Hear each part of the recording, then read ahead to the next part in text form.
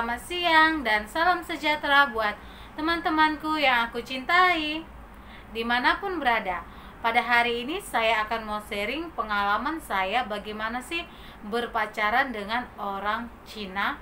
Dan ini bukan hanya Cina saja ya, tapi kebanyakan perempuan TKW yang bekerja di Malaysia ataupun di mana-mana negara itu, sekitar 80%-nya sudah seperti inilah kebanyakan. Dan teman-teman saya juga seperti itu, yang berpacaran mau dengan Bangla, mau dengan Cina, mau Melayu, dan mau India dan Indonesia dan Myanmar, Nepal. Dan ini memang sudah sering terjadi, dan sekitar perempuan ataupun TKW Indonesia 80%-nya sudah tanda kutip pekerjaannya sebagian ataupun jadi itulah untuk kerja sampingannya. Tapi ini saya akan menceritakan pengalaman saya sendiri bagaimana sih pacaran dengan Chinese. Banyak orang yang bertanya, bagaimana Kak pacaran dengan Chinese? Apa nikah dulu baru hamil atau hamil dulu baru nikah? Jangan kemana-mana, saya akan ceritakan dari awal saya bertemunya dengan suami saya dan juga sampai saya menikah. Saya berkenalan dengan suami saya di tahun 2017, dan kami perkenalannya sangat singkat, dan 1 bulan kami kenalan langsung mungkin suami saya sudah yakin dengan saya lah ya, dan dia langsung kenalkan saya dengan keluarga besarnya ataupun keluarga dari dialah satu keluarga itu sudah dia kenalkan langsung dengan saya dalam hanya waktu berkenalan 1 bulan. Itu pun 1 bulan berkenalan kami jarang ketemu. Setelah itu dia ajak aku, dia telepon saya, dia ambil saya dari hostel ataupun asrama. Setelah itu kami dinner ataupun makan malam di KLCC ataupun di restoran termahal lah di KLCC. Kalau seperti saya itu sudah mahal lah ya. Setelah itu barulah dia bicarakan tentang, aku pun nggak tahu menggunakan bahasa Cina, mungkin mereka membahas hari pernikahannya. Dan dia tanya tanggal lahir saya, bulan saya, dan semua tahun dia orang tanya. Mungkin dia tanya ke pendeta atau apapun, saya nggak tahu ya. Lepas siap kami makan, langsunglah kami pulang ke rumah. Aku pikir pasti pulang langsung diantar ke hostel. Ternyata saya tidak diantar ke hostel, tapi langsung ke rumah. Bayangkan, langsung dibawa ke rumah. Setelah dibawa ke rumah, ya saya pikir kenapa aku bilang dengan suami saya, kenapa saya nggak diantar ke hostel? Tapi suami saya bilang, udah nanti tidur di rumah saja. Saya pikir saya tidur dengan adik ipar saya, ternyata tidak. Kami minum anggur. Setelah minum anggur kan, minum anggur itu kalau kita terlalu melebihi konsumsi minum anggur, kita akan kebawaannya tidur lah.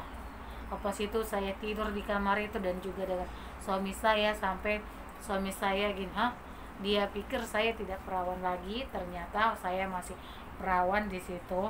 Di situ saya tidur dengan dia karena sudah mabuk, saya tidak tahu lagi kan. Pas itu besok paginya bangun, saya menangis dan saya bilang, kenapa kau lakukan ini dengan saya? Pas itu dia bilang, suamiku lah, karena saya sangat mencintaimu. Saya pun heran kalau kamu masih virgin. Ternyata virgin. Disinilah saya akan buktikan cinta saya dengan kamu.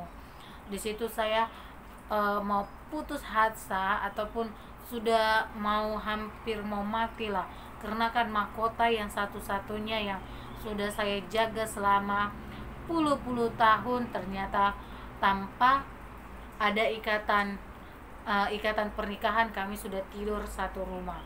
Kalau orang Cina itu memang biasa, tapi kalau kita orang Indonesia itu menurut saya itu kurang biasa, karena orang Cina ini berpacarannya sama seperti orang Mak Saleh ataupun bule.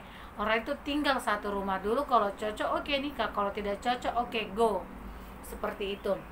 Dan kami sudah lama menjalani hubungan, dan aku bilang dan kami pun jadi keseringan melakukan hubungan intim, karena kalau sudah kita coba sekali jadi ketagihan seperti itulah.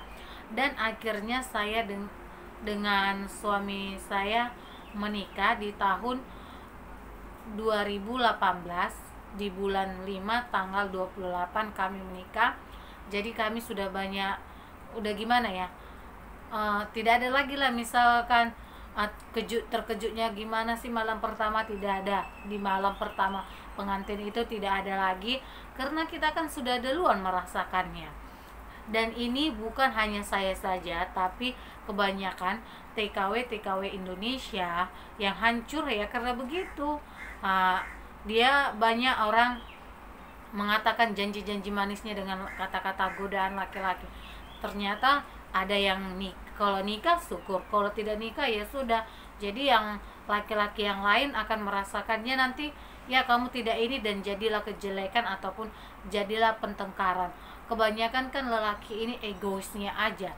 Dia bukan ini lagi, bukan perjaka lagi, dia mengaku perjaka. Jadi kebanyakan lelaki ini keegoisannya. Dia tanya dulu status kita gimana, ini itu ini. Dia tanya virgin atau tidak. Itu no busik. Karena kebanyakan TKI di sini, kebanyakan 80%-nya sudah melakukan ataupun pergaulan bebas di Malaysia ini. Dan setelah kami menikah, barulah saya mempunyai anak, baby Maising. Jadi itu pun orang keluarga suami saya bilang gini, kamu sudah hamil belum? Kalau belum hamil emang kenapa nggak boleh nikah? Aku bilang itu. Orang itu pun diam kan. Ternyata saya memang nggak ada hamil, kami menikah, dan saya menunggu anak saya sekitar hampir 1 tahun, barulah saya hamil.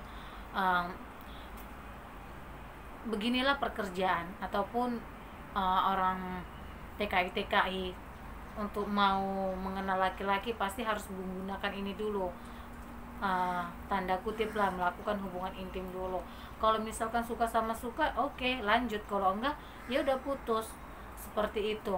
Semoga apa yang saya bilang ini bermanfaat buat teman-teman dan jangan ada yang mengikuti jejak saya. Terima